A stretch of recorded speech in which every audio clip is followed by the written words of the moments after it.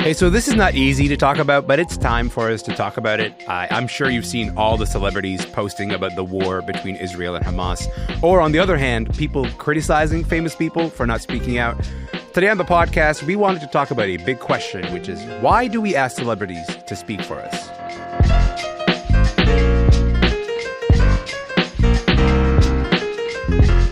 I'm Elamin Abdelmahmoud. This is Commotion. Okay, so for the last 3 weeks, you've seen the news. It's not like the horrors have stopped. These awful images of the attack on the music festival, for example, are really stuck in my brain. The images and the videos coming out of Gaza have been so grim. The death counts keep going up. It's hard. It's hard to sit by. It's hard to process all of this information. And unlike many, and I should say like many others, we didn't say anything about the conflict on the show. Part of that is because this is an arts and entertainment show. We focus on how we use entertainment to understand and process the world around us. And like nothing about those horrors have, to me, even come close to touching the intersection of entertainment. Something has changed. Here's the thing. I've noticed something in the last couple of weeks that has left me honestly a bit confused. We've seen celebrities jumping in to let us know how they feel, except it's almost always in the form of like, I don't know, taking this incredibly complicated conflict and then distilling it into like one social media post, like somehow you're expecting Jamie Lee Curtis to solve it. But then the other thing that I've noticed is that when celebrities don't take a stand, there is a massive backlash. It seems like it's like a no-win situation. I'm interested in this, the politics of basically demanding that our celebrities speak for us. So to talk about all of this, talk about how we got here and why it matters, Rad Simonpillai is here, Alyssa Bereznak is here, Mike Isaac is here. They're all gathered around the table. Mike, Alyssa, Rad, welcome to the show. Hello. Thanks for having us. Me. Hey. Of course. Hey, listen, I appreciate all of you because this is like not an easy conversation to get into. I've had so many conversations with people where they were going like, yeah, I'll talk about it, but absolutely not on air because it's uncomfortable. And I'm grateful that you're all here to wade into it. Maybe Mike, I'll start with you. What has stood out to you about the way that celebrities have been posting online since October 7th and the reaction to it?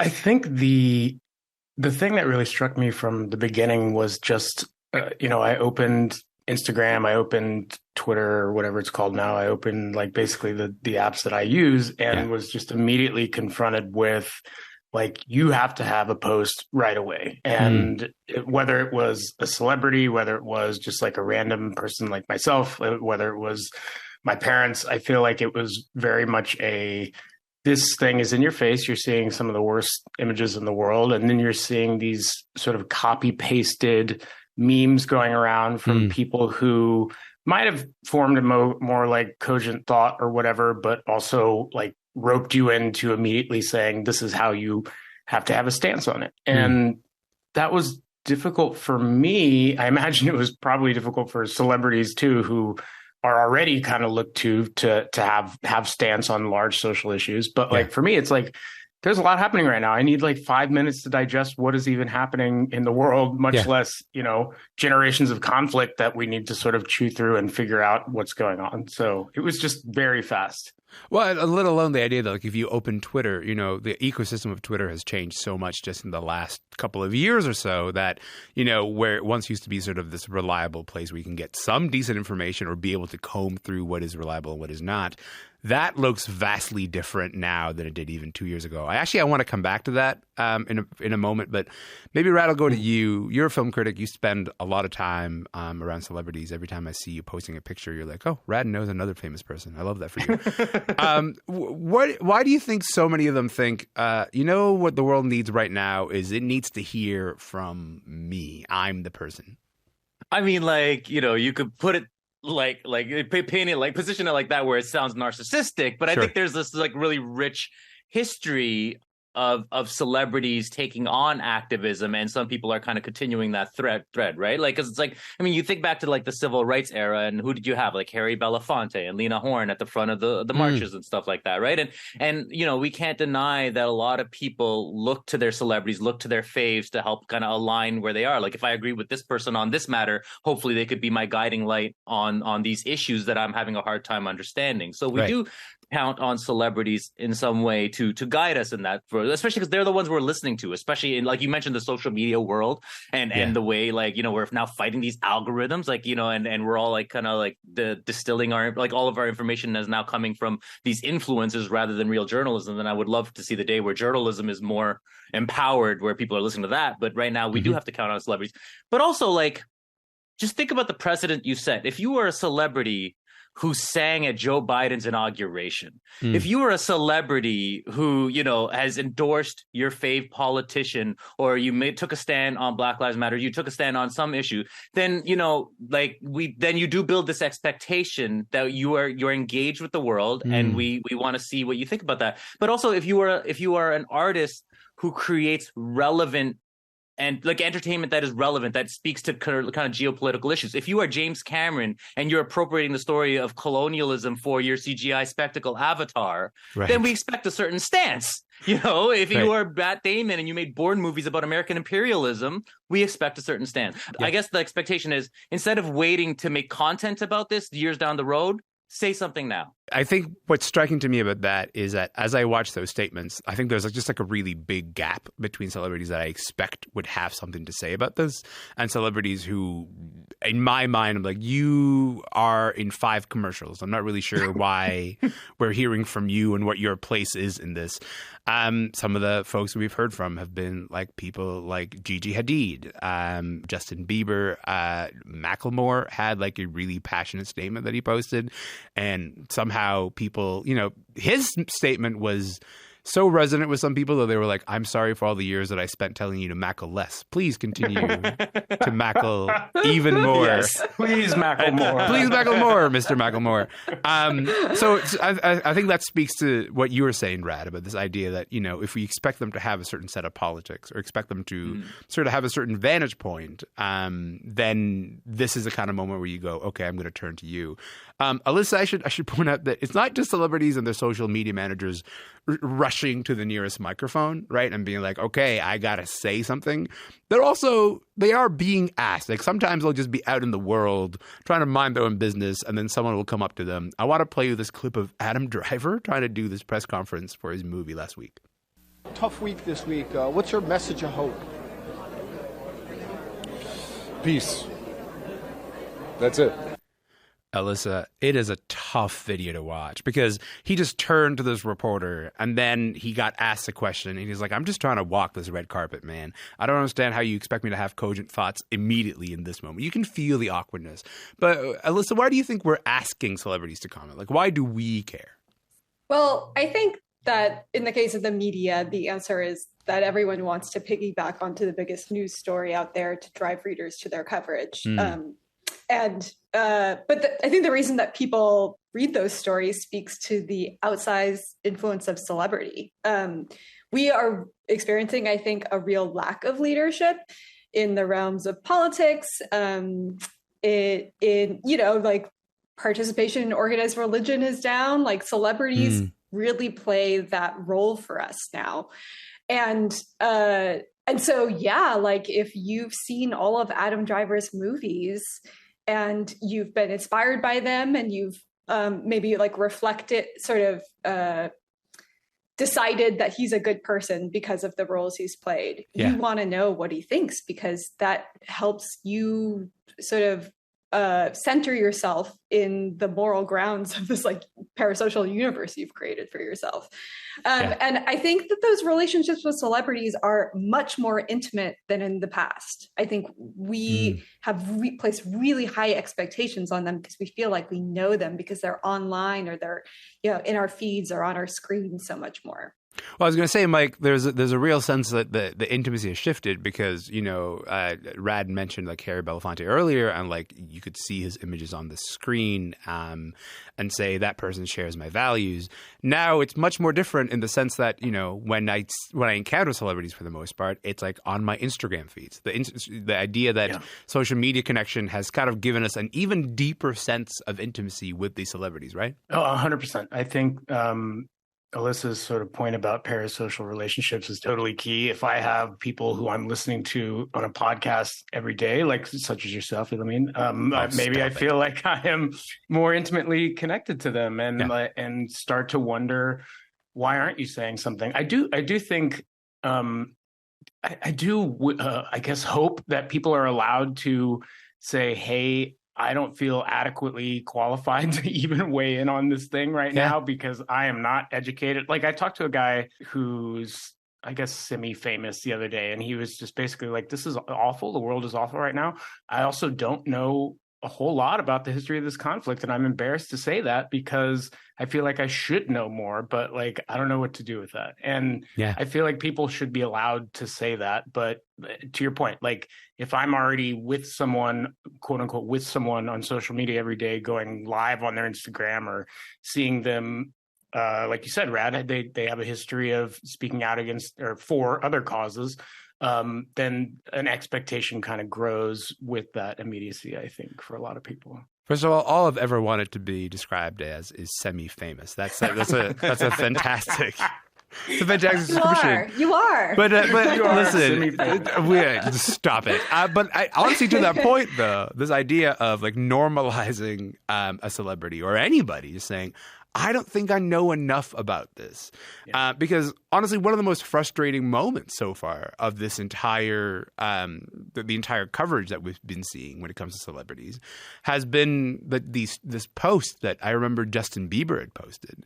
And Justin Bieber had posted this while everybody was sort of grieving in the aftermath of the horrific attack that killed so many Israelis. And he posted Pray for Israel, and he posted an image of a destroyed building, except that destroyed building was in Gaza. And so there's truly a real danger when it comes to giving celebrities this giant megaphone and expecting them to speak, but also them saying, you know what, them not knowing nearly enough about this conflict. And so whoever that semi-famous person is, Mike, I treasure them and I appreciate it. Me too. Alyssa, maybe we can go kind of like dive a little bit deeper into this. How do you experience that stream of images and posts when you're scrolling through social media, the stream of all these celebrities and how they're interacting with this, but also just with us and the intimacy of that? Yeah, there are so many invisible forces at play when you open up an app. The design, it's like no matter the platform, I always experience a form of context collapse. And by that, I mean like you're looking at your feed and the first thing you see are horrifying images of like death and destruction in the Middle East. Then you scroll up and Kylie Jenner is launching a new clothing line. Yeah. And then you scroll up again and like a far off acquaintance that you haven't spoken to in 15 years just got a new dog. And like that's all in the span of like 2 seconds. They all just live in the same space. Yeah. And that creates these kind of really confusing feelings. It's almost like a cognitive dissonance where you feel the absence of someone's statement because you just saw this horrifying thing and you haven't even processed your emotions about it yet. Right. And so that's why I think we start to redirect maybe some of our confusion, hurt, like upset feelings about these moments towards the people we see next in our feeds. And lately, I gotta say, you're not seeing a lot of reliable news sources in your feeds because a lot of these platforms are not prioritizing sort of lifting up reliable sources and moderating news. You're seeing celebrities. So of course, our energies would be sort of directed towards them to look for answers in this moment.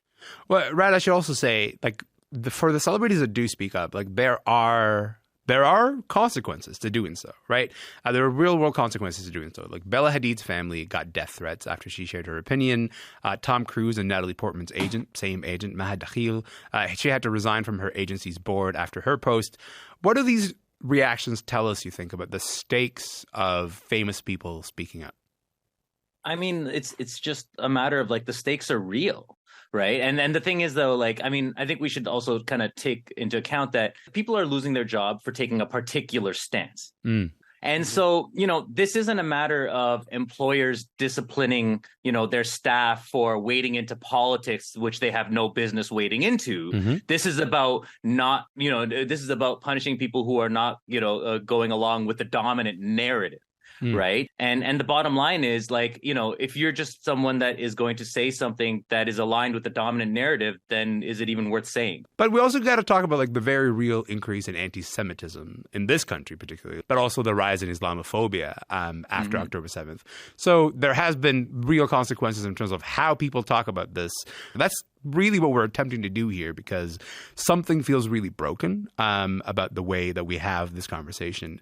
Alyssa, the flip side is the celebrities getting blowback for not taking a public stand. And I'm specifically mentioning Taylor Swift here, who has been in the news literally every day, but for entirely different reasons. Why do you think there's an expectation for very famous people to say something when they're just saying, you know what, like surely they see the news, but they're just choosing not to comment? Why do you think people get so mad at them? Well, you know, like Taylor Swift can do a lot of things, but I don't think she can influence geopolitical policy. That's just my official stance. Wow. And Mike is like, I'm actually not sure about this. Like, do you beg to differ?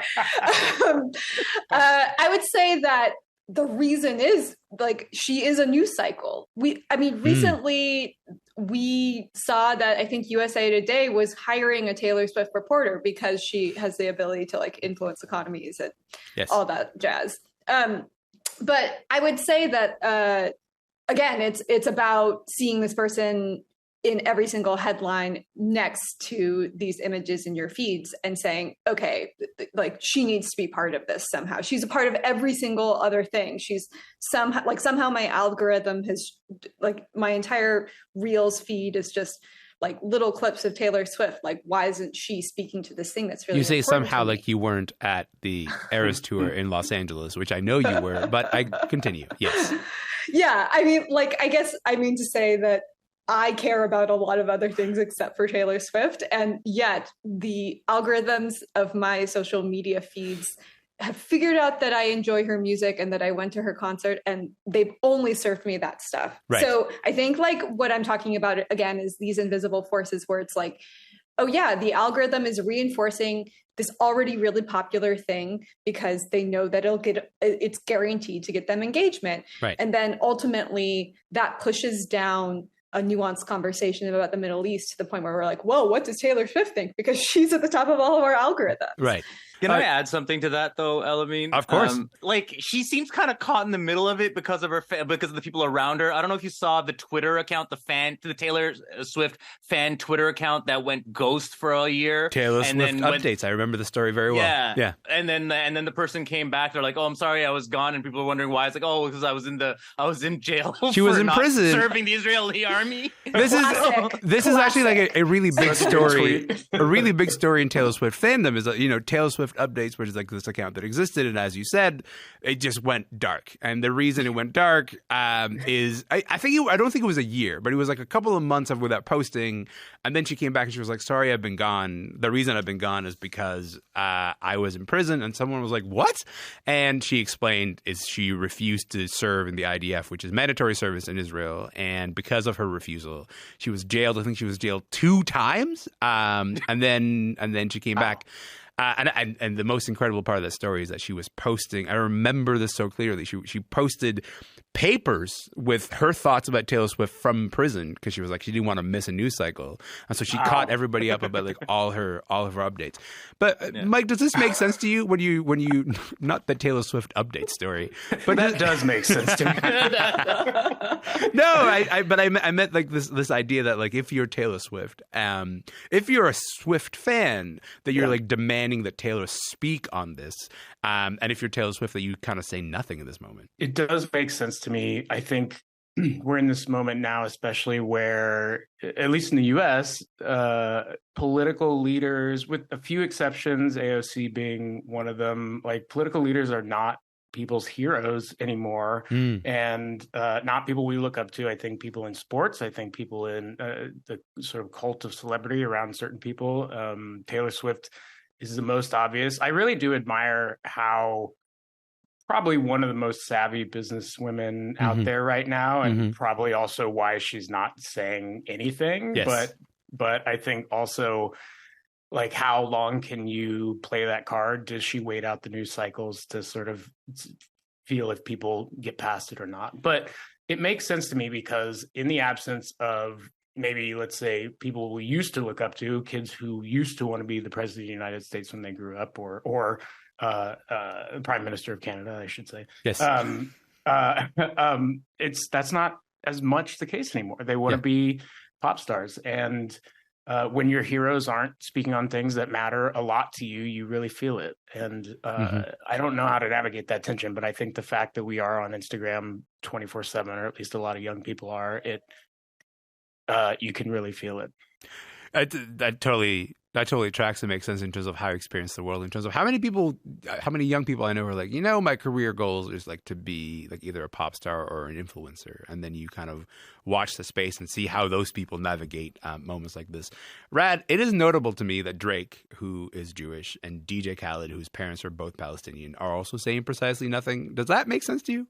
I mean, yeah. I think the only person that questioned that, as far as I saw online, was DJ Vlad, and I'm not taking DJ Vlad's prompt that Drake and Khaled should like chime in on this moment. And I think a lot of people pointed that out. But here's the thing, like I said, if you are an artist who especially like has burnished your brand on being relevant and chiming in on politics, if you're a rapper like Nas who has spoken about oppression in different ways, then I expect it. Yeah. But if you are Drake and you make music for me to sip espresso martinis to, you could sit this one out. Like, cool.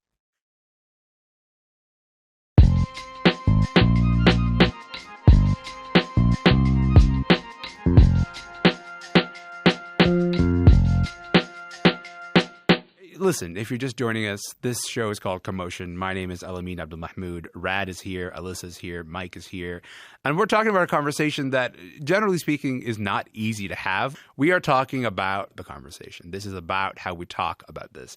Rad, do you see echoes of what we saw after the murder of George Floyd back in 2020, when we saw like all these corporate social media accounts and all these celebrities, they're posting the black squares with the Black Lives Matter hashtag. Is this the same or is this different right now?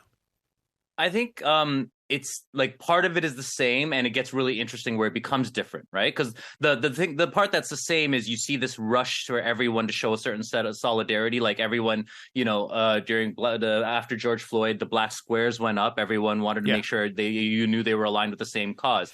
The interesting thing about the George Floyd situation is you think about how long it took for us to get to that moment. Like think about the century of violence against black people. Like you go to Emmett Till and then the civil rights era, and then you get like, the LA riots and Trayvon Martin. It took that long for us to get all on the same page where we see a police officer's knee on George Floyd's neck and say, this is wrong, this is a problem. Okay, we hear you. Now that we have cell phone camera and video footage, we can no longer deny that this is happening. It took that long for everyone to get on the same page with that.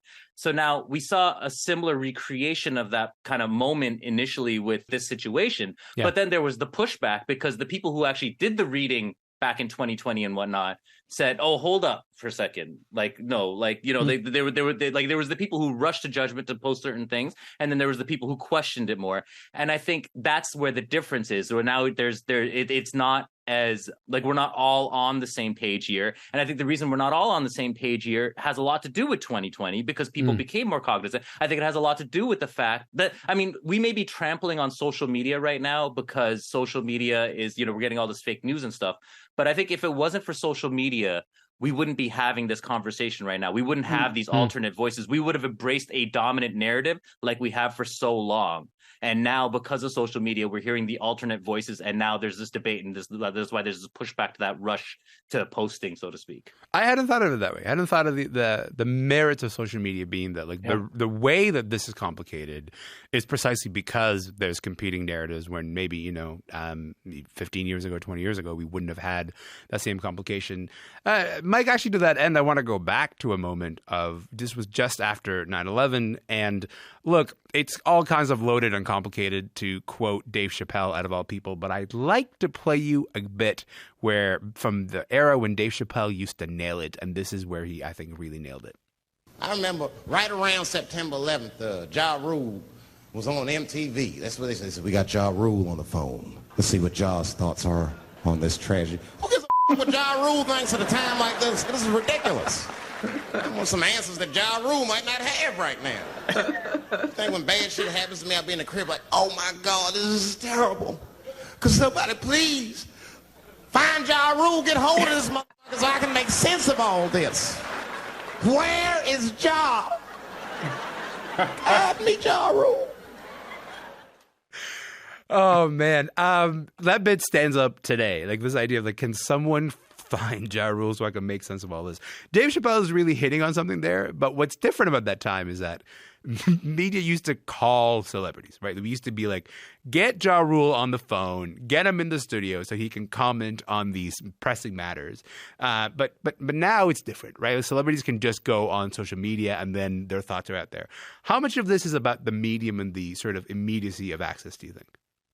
Oh man, I've been thinking a lot about this, especially in the wake of at least the parallels to 9/11 and how reactions and frankly Islamophobia have risen incredibly fast, and Yes. just sort of how quick it was. And I do sort of wrestle with what Rad was talking about, which is like the positives of social media and these sort of like grassroots movements that might not have been able to at least spring up as quickly. People have not been able to connect as easily, but as the internet has matured and as these networks have sort of changed over time, those have become more possible.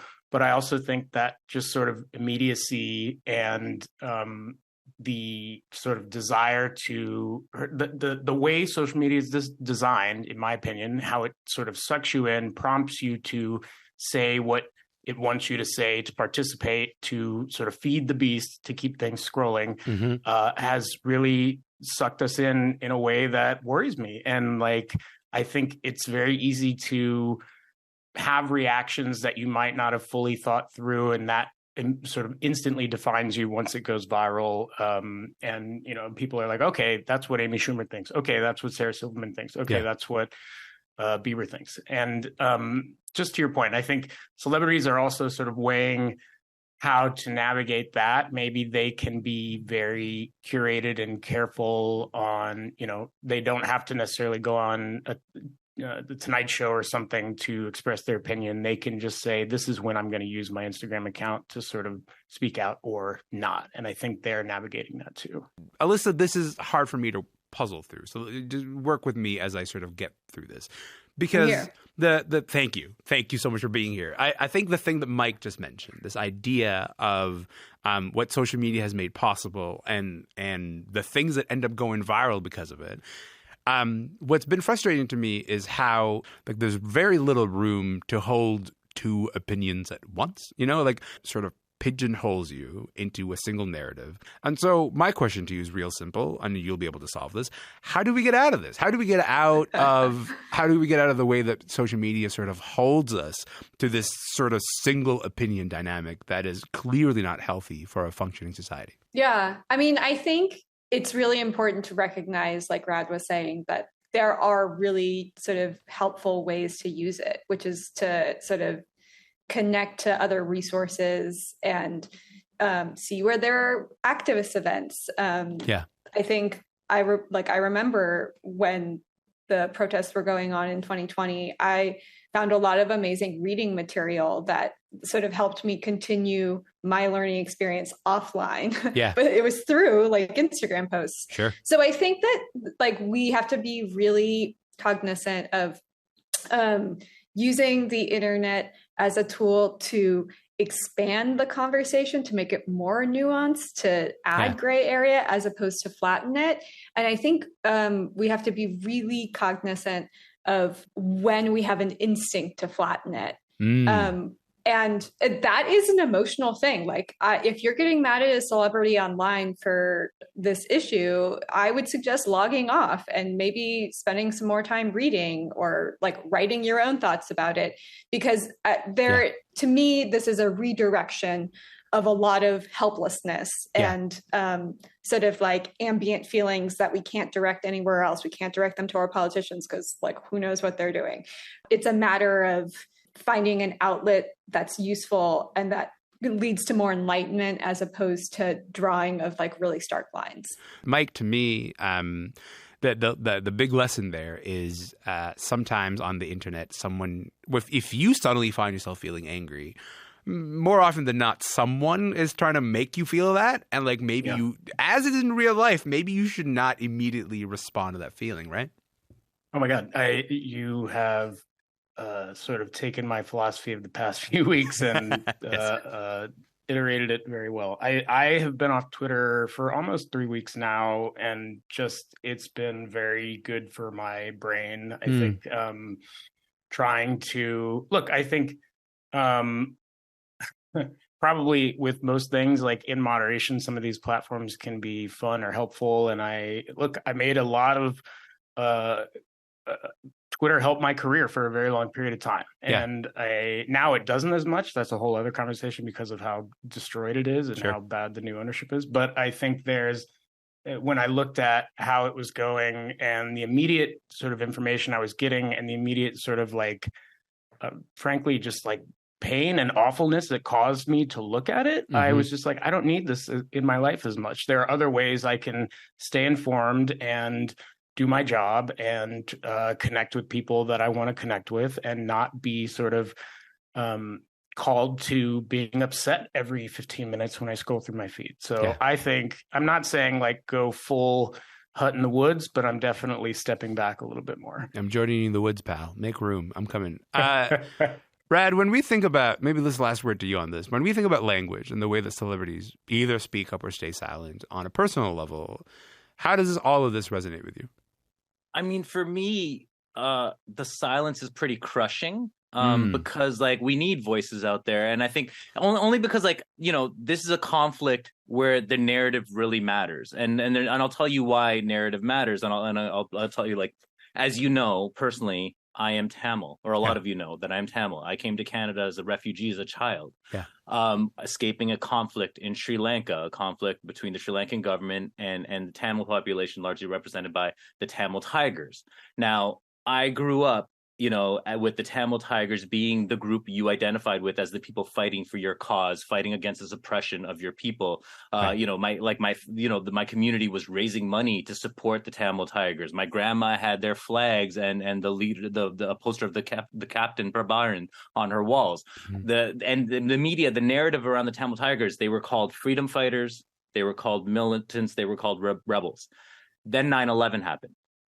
And after 9/11, there was this rush to declare all these different groups terrorist groups. And, you know, the U.S. did that. Canada followed suit. The Tamil Tigers became declared a terrorist group. Raising funds for the Tamil Tigers became illegal. Support for the Tamil Tigers became, you know, and so like that, then the narrative turned. So that was the moment the narrative turned. And that was pretty much what I believe the beginning of the end for that movement, because after that, you know, because they could no longer rally support, because people could not voice their support for that Tamil resistance movement, they got crushed, and it ended in the 2009 genocide. And when that genocide was happening, everyone remained silent because they were afraid of aligning with a terrorist group. Right. So that's why I say speaking up matters. You know, the silence, you know, that's how silence ends. And which is why, like, I know like taking a stand can be hard, but this is the moment when it matters. This conversation has brought me a lot of clarity in terms, and it's a bit of comfort in terms of just navigating something that is really difficult. I appreciate all three of you being willing to talk about it at all, because it's been a tough time, honestly, getting a lot of people to be like, hey, do you want to talk about this? And people go like, oh, I don't really want to talk about it. So the fact that you're here is a great comfort. I'm so grateful for all of you. Alyssa, Mike, Rad, thank you so much for your time. Thanks for having us. Hey, all of this is a heavy conversation. I know it's not easy to talk about, so I just wanted to say, if you're navigating talking about this with friends and family and it's a struggle, you are not alone. Rad Simonpillai is a film critic and regular here with us on Commotion. He was in Toronto. Alyssa Bereznak is with The Ringer. She was in LA. And Mike Isaac is the New York Times tech reporter. He was in Oakland.